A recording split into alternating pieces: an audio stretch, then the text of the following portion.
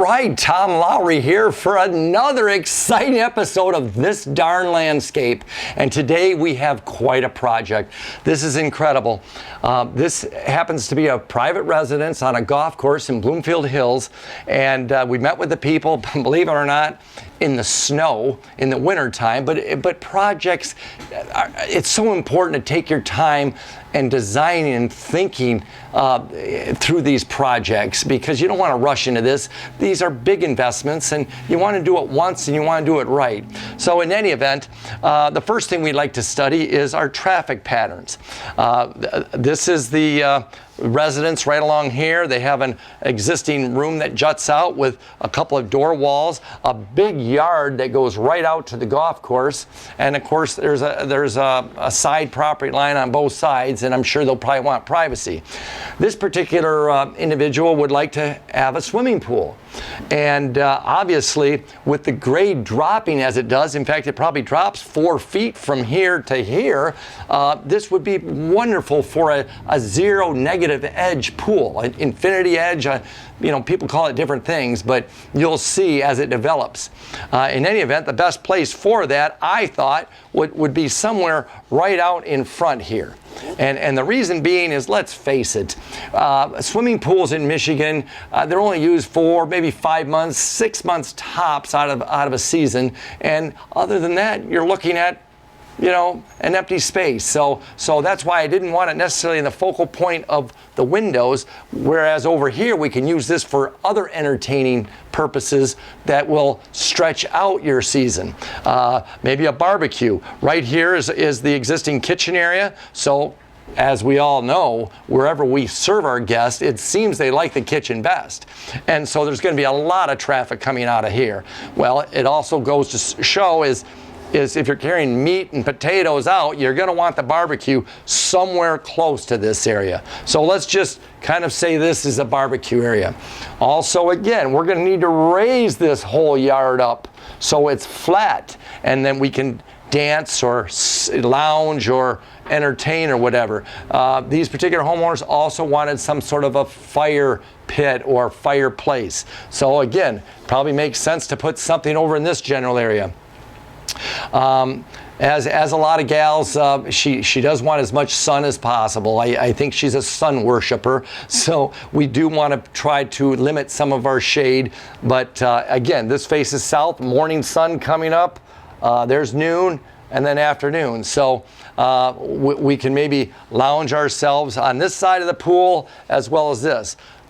But as the saying goes, we marry our opposites. Mr. Homeowner wants more shade, so we're going to provide some shade over in this area as well. So we just try to get a balancing act, a happy medium to make everybody happy. By the way, I'm a marriage counselor too. In any event, there's a hot tub going in here as well. Again, a hot tub when it's not in use, it's just a hole in the ground. But it's very important, again, we can use this hot tub year round. Yes, January, February, March, that's awesome. But who the heck is going to want to trounce far away from the house to get to that hot tub? That's why we want it close to a door.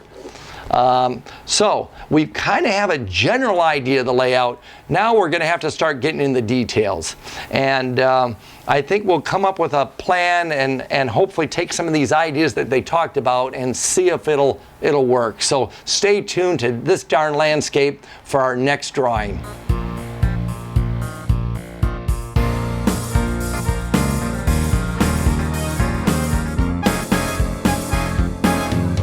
Welcome back to This Darn Landscape, and we're making some progress. As you recall, this particular residence is on a beautiful Forest Lake Country Club in Bloomfield Hills, Michigan, and we've started to place things out as far as where things should go. Obviously, the big focal point is this zero-edge pool that we have going that'll spill over. You can look out these windows to see that. It'll be awesome. And again, as I mentioned before, this is probably our biggest high traffic areas. We even have a powder room, a restroom here, and an equipment room.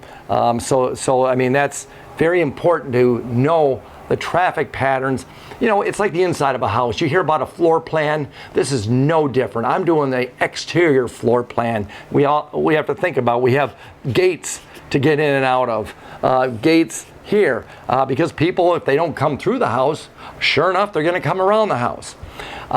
Here's one of my favorite parts. This is like a built-in barbecue.